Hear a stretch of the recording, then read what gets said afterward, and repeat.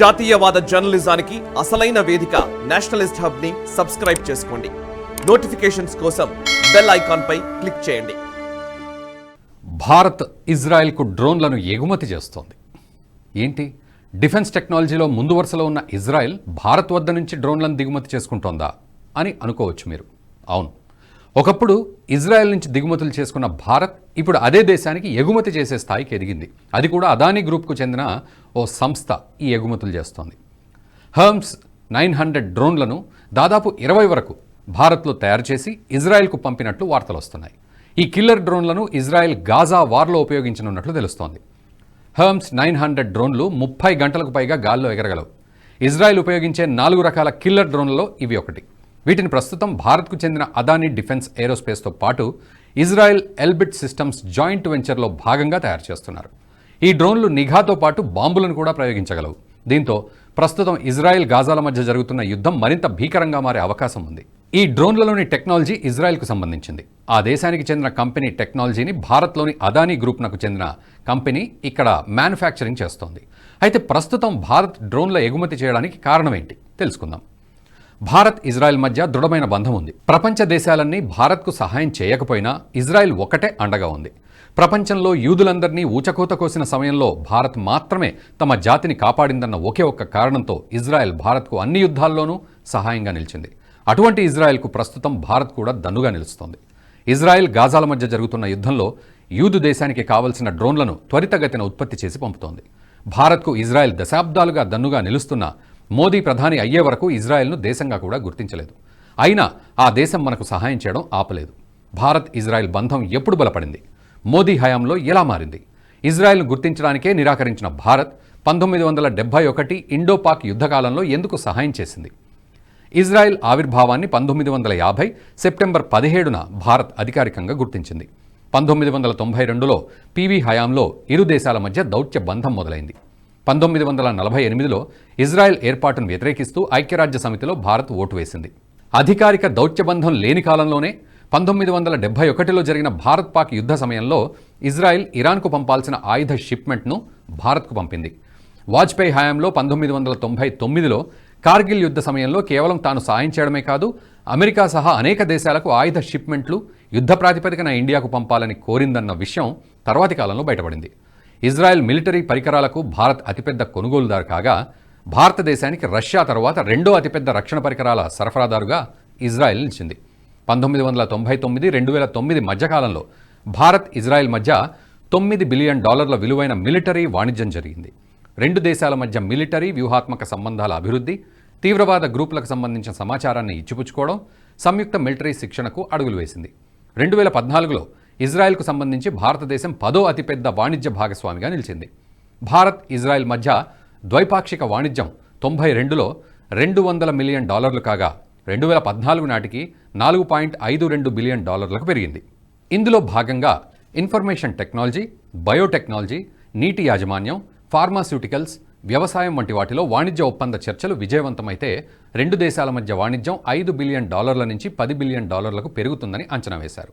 2015లో వస్తువులకు సంబంధించి స్వేచ్ఛా వాణిజ్య ఒప్పందంతో పాటు పెట్టుబడి, సేవల వాణిజ్యానికి సంబంధించిన ప్రత్యేక ఒప్పందాల కోసం ఇరు దేశాలు చర్చించాయి. భారత్ నుంచి ఇజ్రాయెల్కు జెమ్స్, విలువైన మెటల్స్, నాణాలు, ఆర్గానిక్ రసాయనాలు, ఎలక్ట్రానిక్ పరికరాలు, మెడికల్ సాంకేతిక పరికరాలు, ప్లాస్టిక్ వాహనాలు, యంత్రాలు, టెక్స్టైల్స్ ఎగుమతి అవుతున్నాయి. ఇజ్రాయెల్ నుంచి ఎలక్ట్రానిక్ పరికరాలు, ఇనుము, ఉక్కు ఉత్పత్తులు, ఎరువులు, యంత్రాలు, ఆర్గానిక్ రసాయనాలు, ఇనార్గానిక్ కెమికల్స్, ప్లాస్టిక్ను భారత్ దిగుమతి చేసుకుంటోంది. 2016-17లో భారతదేశానికి ఇజ్రాయెల్ 38వ అతిపెద్ద వాణిజ్య భాగస్వామిగా నిలిచింది. 2016-17లో ఈ రెండు దేశాల మధ్య జరిగిన వాణిజ్య విలువ $5.02 బిలియన్. 2012-13తో పోల్చితే వాణిజ్య విలువలో పెరుగుదల 18%. 2016-17లో భారత్కు ఇజ్రాయెల్తో జరిగిన వాణిజ్యానికి సంబంధించి వాణిజ్య సెషన్లో మిగులు $1.10 బిలియన్. 2016-17లో భారత్ నుంచి ఇజ్రాయెల్కు ప్రధానంగా ఖనిజ ఇంధనాలు, చమురు ఎగుమతి అయ్యాయి. మొత్తం భారత ఎగుమతుల విలువలో ఖనిజ ఇంధనాలు, చమురు విలువ 2016-17లో $1.01 బిలియన్. 2016-17లో ఇజ్రాయెల్ నుంచి భారత్ దిగుమతుల్లో నేచురల్, కల్చర్డ్ పెరల్స్, విలువైన రాళ్లు ప్రధానంగా నిలిచాయి. ద్వైపాక్షిక వాణిజ్యంలో డైమండ్స్ వాణిజ్యం 54%గా నమోదైంది. భారత ప్రభుత్వం 2015లో 321 లాంచర్లు, 8,356 మిజైల్స్ను ఇజ్రాయెల్ మిలిటరీ నుంచి కొనుగోలు చేసింది. రక్షణ పరిశోధన అభివృద్ధి సంస్థ డిఆర్డీఓ, ఇజ్రాయెల్ ఏరోస్పేస్ ఇండస్ట్రీస్ సహకారంతో అభివృద్ధి చేసిన బరాక్ 8ను భారత్ 2016 జూన్ 30న విజయవంతంగా పరీక్షించింది. బరాక్ 8ను నౌకాదళంతో పాటు భూభాగం నుంచి ప్రయోగించేలా రూపొందించారు. ఒడిశాలోని చాందీపూర్లోని ప్రయోగ పరీక్ష వేదిక నుంచి 2016 సెప్టెంబర్ 20న రెండోసారి బరాక్ 8 మిజైల్ను విజయవంతంగా పరీక్షించారు. 2017 ఫిబ్రవరిలో ఇండియన్ నేవీ, ఇజ్రాయెల్ అభివృద్ధి చేసిన integrated under water harbour defence and surveillance సిస్టమ్ను ప్రారంభించింది. దీని ద్వారా ముంబై నేవల్ హార్బర్లో నీటిపైన, నీటి కింద ఉండే ఇండియన్ నేవీ వాహనాల నిర్వహణ, భద్రత మెరుగుపడుతుంది. 2017 మే 11న ఇజ్రాయెల్ రూపొందించిన surface to air, Python, Derby missile సిస్టమ్లను ఇండియన్ మిలిటరీ విజయవంతంగా పరీక్షించింది. గడిచిన 7 ఏళ్లుగా సాగుతున్న ద్వైపాక్షిక బంధంలో గుణాత్మక మార్పునకు ఈ ఏడాది మరో ముందడుగు వేసింది. రెండు దేశాల రక్షణ శాఖలు, నిఘా విభాగాలు ఉమ్మడిగా కృషి చేసేందుకు ఆయుధ పరిశోధన రంగంలో మరిన్ని సరికొత్త ఆవిష్కరణలకు సిద్ధమయ్యాయి. అయితే ఈ బంధం అత్యంత సుదీర్ఘమైంది. దశాబ్ద కాలం కొనసాగే ఈ ద్వైపాక్షిక బంధంలో భారత రక్షణ రంగంలో, ఇంటెలిజెన్స్ రంగంలో అనూహ్యమైన మార్పులు రానున్నాయి. యుద్ధ రంగంలో డ్రోన్ల పాత్ర ఊహించనంతగా పెరిగింది.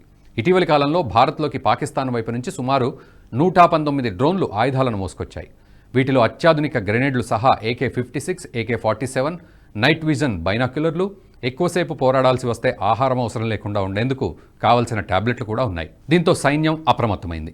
డ్రోన్లను పసిగట్టే ఉపగ్రహ వ్యవస్థ మన వద్ద లేకపోవడంతో బలగాలకు తలనొప్పిగా మారింది.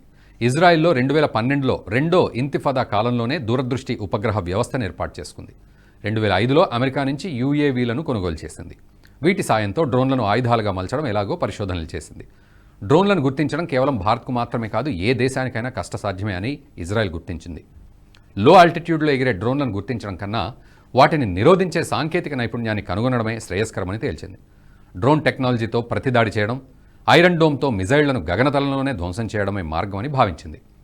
ఇజ్రాయెల్ 2019లో $78 మిలియన్ ప్రాజెక్టు డ్రోన్ టెక్నాలజీకి కేటాయించింది. ఇజ్రాయెల్ డ్రోన్లపై అనేక పరిశోధనలు చేయగా సొంత టెక్నాలజీతో కొన్ని అత్యాధునిక డ్రోన్లు తయారు చేసింది. ఇందులో భాగంగానే హర్మ్స్ 900 డ్రోన్లను సైతం ఉత్పత్తి చేసింది. ఈ టెక్నాలజీని భారత్కు రప్పించడానికి మోదీ ఎంతో కాలం ప్రయత్నించగా ఎట్టకేలకు సాధ్యమైంది. ఇజ్రాయెల్ కంపెనీ భారత్లో పెట్టుబడులు పెట్టి అదానీ గ్రూప్తో కలిసి ఉత్పత్తి ప్లాంటును ఏర్పాటు చేసింది. ఇందులో భాగంగానే ప్రస్తుతం ఈ హర్మ్స్ డ్రోన్లు భారత్లో తయారవుతున్నాయి. ప్రస్తుతం ఇజ్రాయెల్ గాజా మధ్య జరుగుతున్న యుద్ధంలో ఈ డ్రోన్లను భారత్ ఎగుమతి చేస్తోంది. ఈ వీడియో మీకు నచ్చినట్టయితే లైక్ చేయండి, 10 మందికి షేర్ చేయండి. అలాగే కామెంట్ల రూపంలో మీ అభిప్రాయాలను మాతో పంచుకోండి. Nationalist hub group of channels ను సబ్స్క్రైబ్ చేసుకుని తెలుగునాట జాతీయవాద జర్నలిజాన్ని ప్రోత్సహించండి. ఈ వీడియో కింద ఉన్న బెల్ ఐకాన్ పై క్లిక్ చేయడం మర్చిపోవద్దు.